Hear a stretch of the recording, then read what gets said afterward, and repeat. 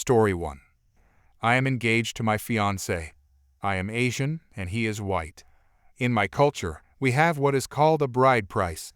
It is an agreed-upon amount of money that the groom pays to the bride's parents or a sibling if the parents are deceased. In my culture, our weddings last 2 days, and it is long and tedious, so I have made it clear to my fiancé from the beginning that we would be having an American wedding instead, and he is fine with it. My sister thinks we are having a wedding in my culture despite me telling her at least twice in the past that it will be an American wedding. Long background short, all my many siblings basically left the burden of taking care of our parents onto me not too long after I finished high school. My dad has been gone for over a decade now, so it has just been my mom and me. They neither extended a helping hand nor barely helped even when my mom asked them for simple errands for her, and they always deferred everything back to me. Even when my elderly mom had a stroke and needed 24-hour care, I told them I would need help. They all said they would help but did not. Even my brother, who lived with us at the time, barely helped. My mom is in a nursing home now getting proper care, as she also developed dementia after her stroke. My mom, of course, cannot handle finances. My sister messaged me the other day, and wedding planning came up, and she mentioned the wedding in my culture since my fiancé and I have not really planned anything, as a wedding is not a priority. I told her I would not be having a wedding in my culture because none of my siblings deserve the money. She told me she deserves the money because she helped take care of me when I was younger, with an 8-year age gap between us. Spoiler, she got married not too long after finishing high school and moved out of state to live with her husband, so she literally only helped my parents babysit me here and there until maybe I was 10 or not even 10. My brain stalled and I could not think of where the boldness came from, and every time I think of it, I still cannot wrap my mind around the entitlement. So now wedding plans changed, and she is no longer invited and will not know any of my plans either. Story 2. For context, this takes place in late 2019, and they worked for 5 years prior here. Helped get a friend I had known for a period of time hired where I work. They had some previous experience in roughly the same field and seemed competent. Over the course of the 5 years they worked with me, they kept demanding better pay, trying to justify it by claiming, because they were a year older than me, they were entitled to even or slightly better pay than me. Whatever, okay. Figure it's just them being stupid. They put in their 2 weeks several times over their last 2 years, working here trying to use it to leverage more money. Over the course of the last couple years, I take a promotion to head of the department and obviously have to take on more responsibility, etc. I'm now this person's direct manager and am forced to watch their work quality decline, as they seem to think since I am their friend, they can get away with doing nothing or doing it poorly. Unfortunately for me, I have some integrity, and the jobs we do, if done improperly, can lead to catastrophic engine failure, loss of life, etc. I spend the next 4 months having sit-downs with this person about their quality of work, their attitude towards others, and even toward myself after they become hostile toward me. They earned 5 major write-ups, and the only reason they aren't fired is because the company owner has been footing this person's bad financial habits, kept borrowing money from the facility when they crashed their cars. Yes, several of these. Or they couldn't afford their community college courses, and there was constant joking from them that if we ever fired them, they would just sue for harassment because they had certain personal issues that we knew of and could get us in trouble if we tried to do this. These personal issues were common knowledge at the shop since they literally told everyone, and it was the first thing they talked about every day. I can't say them though because I feel like it's too personal to mention. Skip ahead another few months, and they finally give another 2 weeks' notice. Between human resources, the company president, and myself, we decide we will not allow them to rescind this one like they have in the past. They are not worth the headache anymore. We start doing all the employee departure procedures and removing any personal effects from the facility computer, etc. I found a 2-page long time-stamped rant personally attacking me, my family, other facility staff, and more. Remember when I said it was time-stamped? It was written during work hours, specifically, A morning they were found to have not performed their duties. I decided to print a copy for myself, Human Resources, and President to keep on file. The President and Human Resources decide the day this person leaves. We hand them a copy and bar them from ever entering our facility or associated offices again. The day comes, they start begging to keep their job because supposedly the other offer fell through. Nope. Plant manager, President, Human Resources all tell them to hit the road. Tries begging me as a last effort. I just smile and say, "No, I wouldn't want to inconvenience you by holding you back anymore." I get a dirty look, of course, after this. The President comes over, hands them the letter, and tells them to leave, never return, never call here again, etc. 2 days later, they post on social media about how much of a jerk I am for firing them and not helping them out, how I am a crappy friend, how me and my brother are bad people, etc. This ends up with a wonderful stream of mutual friends treating me like a jerk.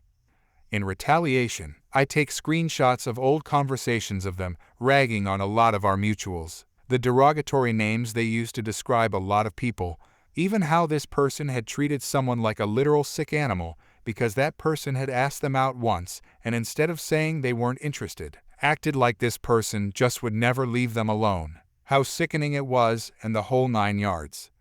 I did a massive name and shame post dump of all of this on social media where they can see and are tagged, which got them in trouble with these people, and a lot of them unfriended them and cut their relationships with them. Story 3. Once upon a time, I was a swim instructor. I taught through the city's parks and recreation program, 4 hours on Saturday mornings, and I loved teaching. There was a lot of water in the area, so learning to swim was an important skill that could keep the kids safe, in addition to all of the other benefits. I taught through the organization known as the Red Cross, so the infant class started at 6 months. Then older kids had the Learn to Swim program, levels 1 through 7. If you wanted to be a good swimmer, you could stop at level 5. Level 6 was building endurance, including 500 yards continuously, and level 7 was for detailed refinement, solidly preparing someone to be ready for a swim team. I had never seen any team or job require level 7. It was just a matter of personal accomplishment, and most students did not bother. I had a girl who just was not ready to pass level 7. Her strokes were sloppy, and she could not do a back crawl flip turn to save her life. Aside from the group lesson once a week, she never got in the water. She was about 20 to 30 hours of practice away from being good enough to pass.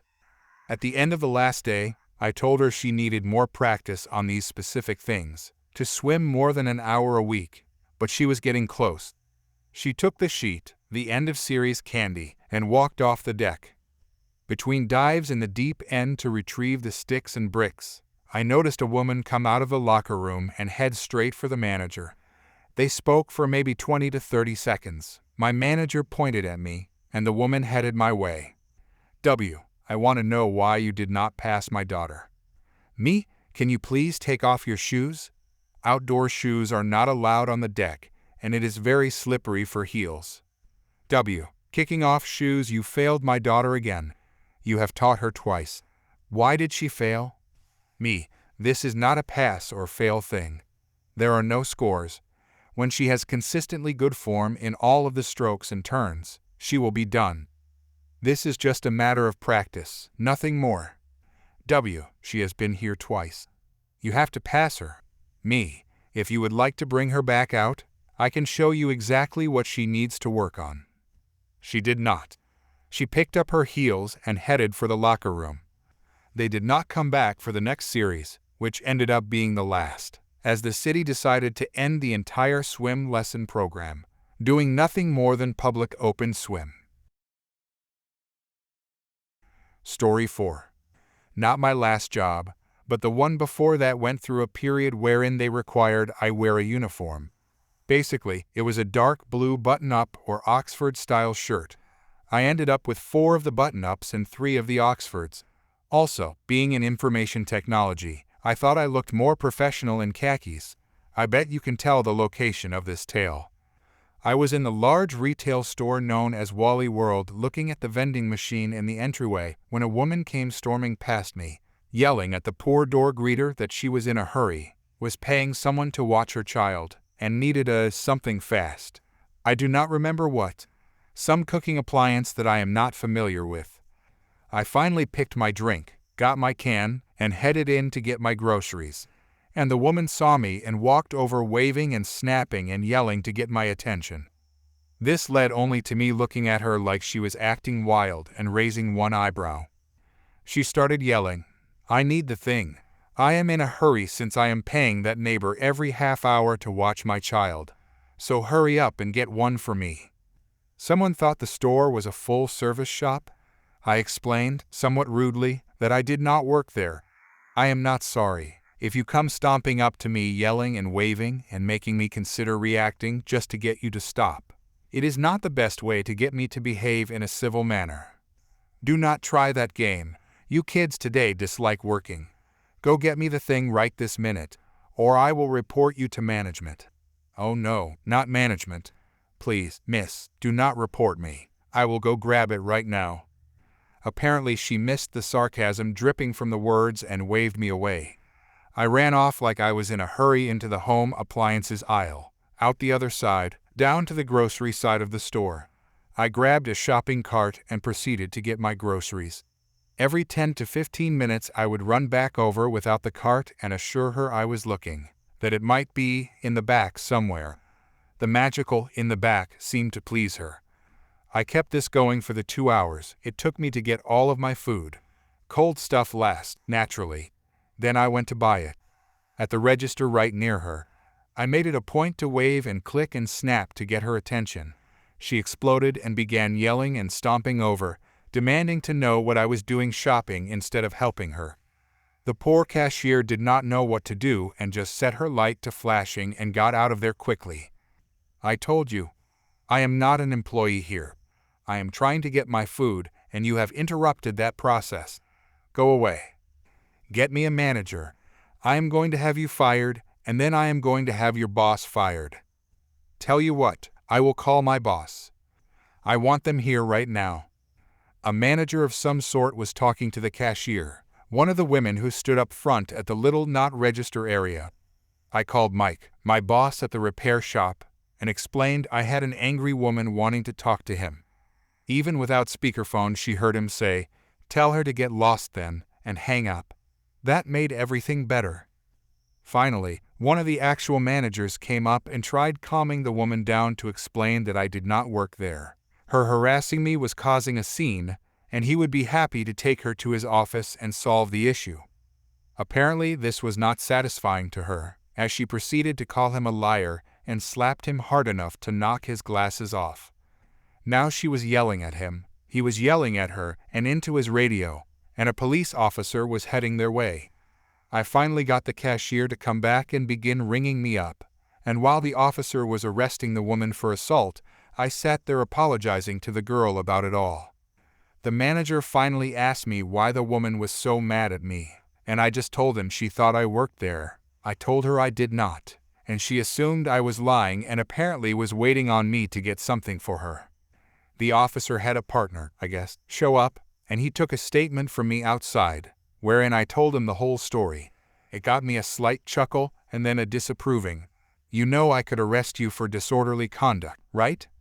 By this point my ice cream was feeling pretty sloshy, so I went back in to get it replaced. The manager again asked me if I did anything to antagonize the woman. I said no. The door greeter actually backed up my story by verifying that I did tell the woman I was not an employee and got threatened for doing so. I got my new ice cream, went home, made tacos for dinner, and hoped I never saw that woman again. Story 5. When I was a child, my mother passed away from cancer when I was 6. It was very tough for me because I was very close to my mother. I always spent time with her whenever I could. It was especially tough on my dad. During her diagnosis and treatment, he escaped into his work and was hardly home. When she passed, Dad fell into a deep depression and turned to drinking for almost a year until my older sister pulled him out of it and gave him a wake-up call. Our dad had always been distant and cold before my mother's passing. But after my sister talked to him, he was very involved and oddly caring to me and my little brother. He started dating again, and he dated a few different women. Dad always brought us along, and I didn't think much of it. He usually dated women with kids, so we had kids to play and hang out with. Even if it was somebody without kids, we still went out to eat and go to fun places. This continued for around a year. Eventually, my dad met the woman I came to call Satan, for reasons that fit her perfectly.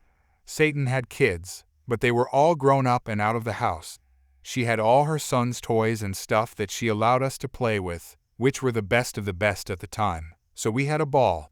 Satan was also super sweet and spoiled us rotten, so we thought she was awesome. They dated for 3 or 4 months, and my dad seemed happy, and we were enjoying all the stuff we were getting.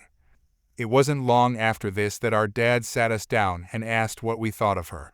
We said she was awesome, and it was cool that she treated us so nice. Most of Dad's girlfriends treated us like an eyesore or something. We didn't understand why he asked that until about a week later when we were told to dress up real nice, and we were at a church with a surprise shotgun wedding. It was weird, but we were kids, so what did we know? We were old enough to know this meant she was our new mom. So we thought, awesome, what could go wrong? We, especially myself, learned that everything would go wrong. Almost immediately after the wedding, Satan showed her true colors. She started treating us like absolute crap, especially me. As the oldest, I had the biggest target on my back. Satan started accusing me of things neither I or my brother did to my dad to get me in trouble.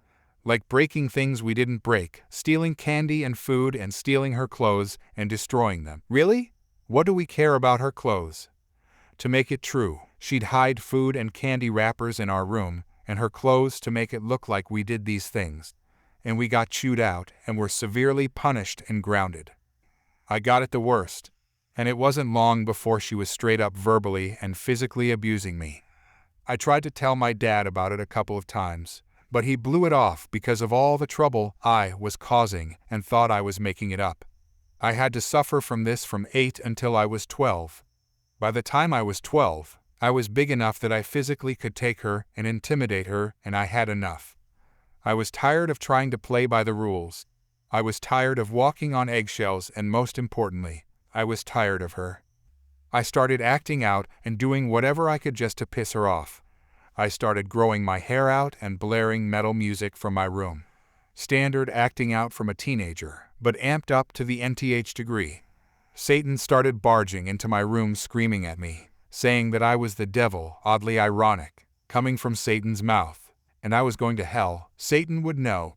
I would just crank the music louder and spray body spray in her face. She claimed she was allergic to it, and would run out telling my dad about it, which I would get stuck doing all the chores as punishment, chopping firewood and working in my dad's shop. By 15, Satan started kicking me out of the house, like it was some sort of punishment. I'd happily oblige, pack my stuff and stroll out the door.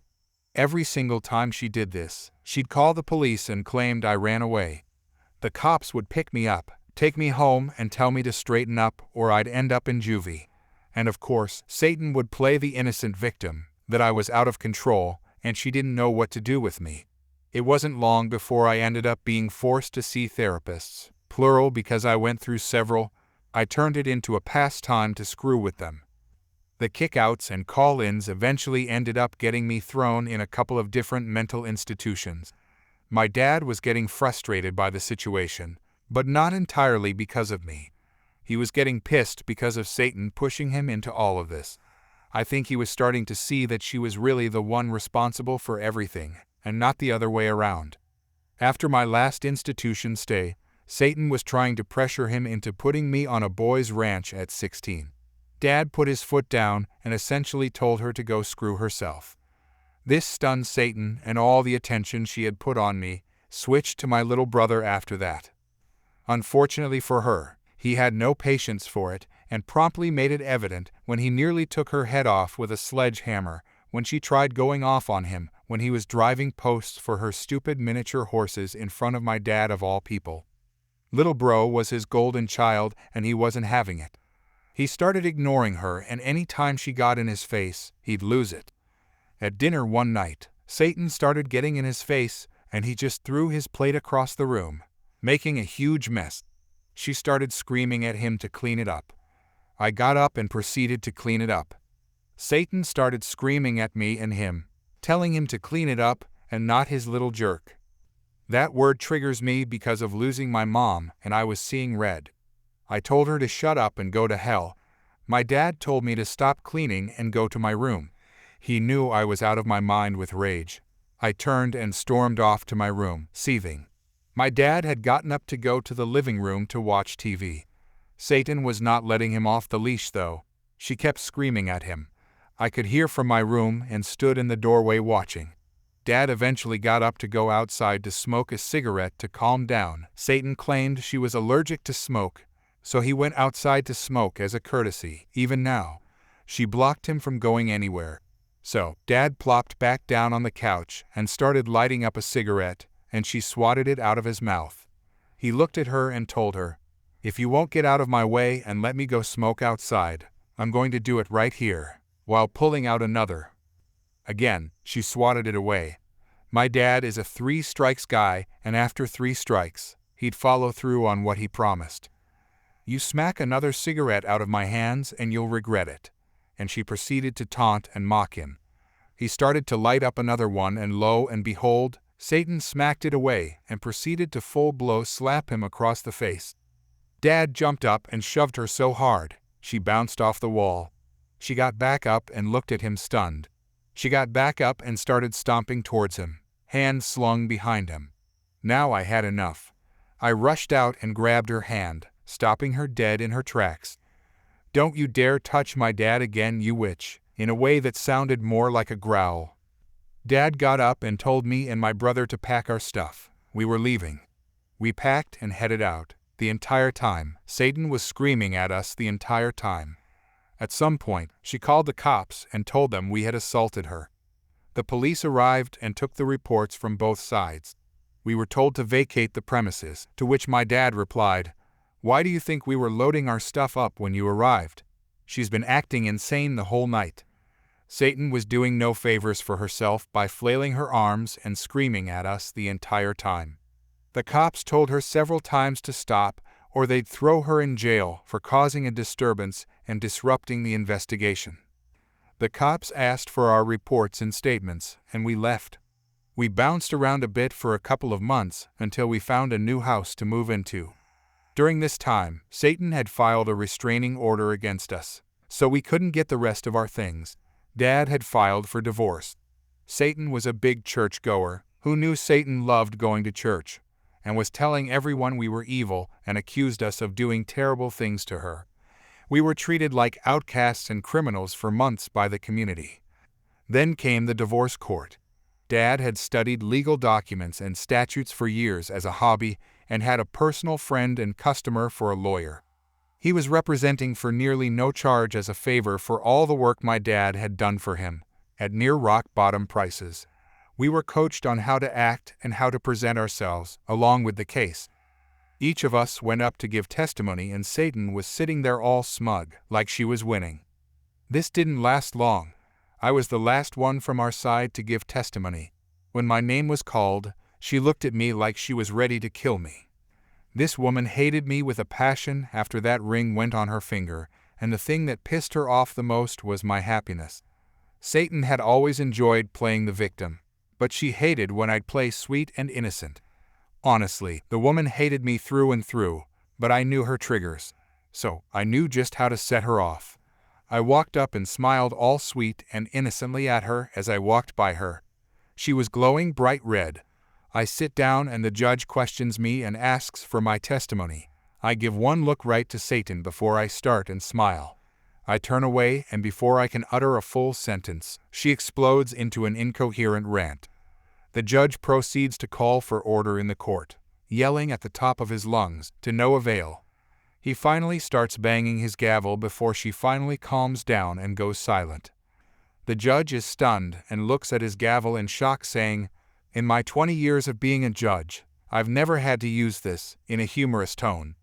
Everybody in the courtroom snickers, and I can't help but bust out laughing. The judge looks over, and I stop immediately and apologize. I look over at Satan and give her a big grin. She absolutely loses it again, and the judge is yelling for order in the court and slamming his gavel again. Again, she goes silent, and the judge is again stunned. 20 years I go without using this thing, and here I go using it twice in the same day, he remarks, met again with snickers from everyone but Satan in the courtroom. By this point, only my dad, brother, and I had, in my case, was going to give mine, given testimony. Satan had not. The judge immediately threw out whatever case she had and reversed the restraining order from against us to her. What's more, he made it a permanent restraining order, citing that anyone crazy enough and stupid enough to go off in front of, and to a judge was obviously a danger to the people she was trying to sue and press charges against. No awards were given to her, and everything would be split equally. To clarify, Satan was wanting alimony and all marital property on the basis of domestic abuse. Due to her violent outburst and lack of concrete evidence or testimony of such verses are calm, professional demeanor and evidence and testimony of her abuse against my brother and I, the restraining order was lifted and placed against her. And since she irrationally still wanted all marital assets, as per law when an agreement and mediation cannot be reached on the division of said assets, all assets acquired from the marriage are to be auctioned off and the proceeds split evenly. These laws vary state by state, and in our particular state, should you be found guilty of domestic abuse via husband on spouse, you can be allowed all the marital assets and alimony. There were no provisions in our particular state for wife on husband children, so that's why proceeds were split evenly. However, my father had planned for this before the divorce was officially filed and sold all his valued possessions to his closest friends, with tickets of sale to indicate both transaction of possession and dated before the divorce proceedings, to prove that the items were no longer in his possession and had been sold before the filing of divorce, should she have specifically requested them. As for any essential property, that is, place of residence, business and vehicles, he placed in either my brother's or my name. As per state law, you cannot forcibly seize or deprive a minor of property essential to their well-being or development. So, essentially, Satan had to sell mostly her belongings, and my father used his half to buy back his property from his friends, whom he'd sold at ridiculously low prices, for a little more than what they paid as compensation and gratitude. So, Satan had to sell all of her marital assets and require them at market value, essentially making no money in the process, while my dad was able to require his property he had sold cheaply and managed to still have a decent amount of his money still intact, with the added benefit of not having to worry about losing his new home, vehicle, or business. We walked out of the courtroom grinning ear to ear. We didn't have to lift a finger, and Satan had dug her own grave. As we got into the car, Satan came storming out of the courtroom being escorted by 2 police officers. As we were pulling out to leave, I stuck my head out the window and flipped her off while giving her the raspberry. She went off and started screaming and charging at us. The police officers tackled her and had her in handcuffs as we pulled away, and it was glorious. We celebrated that night, and my dad and I bonded for the first time in my life. Life was good after that. The community had done a complete 180, and Satan was a pariah. Nobody outside of her equally crappy daughter and mother had anything to do with her. But my dad wasn't done yet. After making our lives hell for so long, my dad decided to return the favor. We lived just up the hill from Satan, and whenever she left, my dad followed. When she got to wherever she was going, he'd pull up and give her a smug look. She would get red in the face from pure rage and promptly got back in her car to leave. She couldn't go shopping or go to any appointments. She either had to get someone to get her groceries and stay overnight at her daughter's to go into her appointments, or else she'd have to cancel and go hungry. And it's not like anyone else really was really welcoming and wanted to see her anyway. But it was worth it to make her life just as miserable as she made ours for so long. Story 6. Hey everyone. So as you all know, right, Krispy Kreme is giving a free donut if you got your vaccination. So today afternoon, I headed to Krispy Kreme. Wanted some donuts and some to bring home for the kiddos. So I drove to Krispy Kreme and went inside. I wait in the line, and in front of me is the entitled mother with her 3 kids. Then it's the entitled mother turn, and she tells the Krispy Kreme employee, "Can I get 4 dozen donuts, please?" The employee says, "Yes, ma'am." Couple minutes later, 4 dozen donuts pop up, and then the entitled mother goes to the register, and the employee tells the woman, "Your total is $24.30, ma'am, please pay now." I don't know the exact price for sure. I might get the price wrong. So then the entitled mother goes in her bag. I'm thinking she's going to pay for it now. The entitled mother pulls out 4 vaccination cards. She brought hers and the 3 kids. The entitled mother gives a smile and says, "Here you go." Employee says, "Sorry, ma'am, the vaccination cards for 4 dozen donuts don't work. We aren't allowed to do that. But we can give you 4 donuts for you vaccination cards though. Would you like that, ma'am?" Karen says, "I'd like 4 dozen donuts. We are all vaccinated, all 4 of us. So that means we get 4 dozen donuts." Employee says, "I'm so sorry, ma'am. We aren't allowed to do that. We can only offer you 1 donut per person when they show their vaccination card. But if you'd like, you can buy the 4 dozen donuts." The entitled mother suddenly turns from a smile to an angry, rude face. "How dare you deny me the donuts? I took the vaccine to protect all of you people. I did this for you. What do you think I got my kids vaccinated for? I served all of you. This is how you return my favor. Give me the donuts now." So the entitled mother gets extremely loud and rough. Then the employee calls the police, and the police come to the shop. The officer talks with the employees and the entitled mother, and then the police take her. So since they were taking long and all, the employees were still busy, I headed over to Dunkin'. But seriously though, that mother's sense of entitlement is like seriously crazy. People like her just make my blood boil. No reason to treat someone else disrespectfully just because you don't get your way.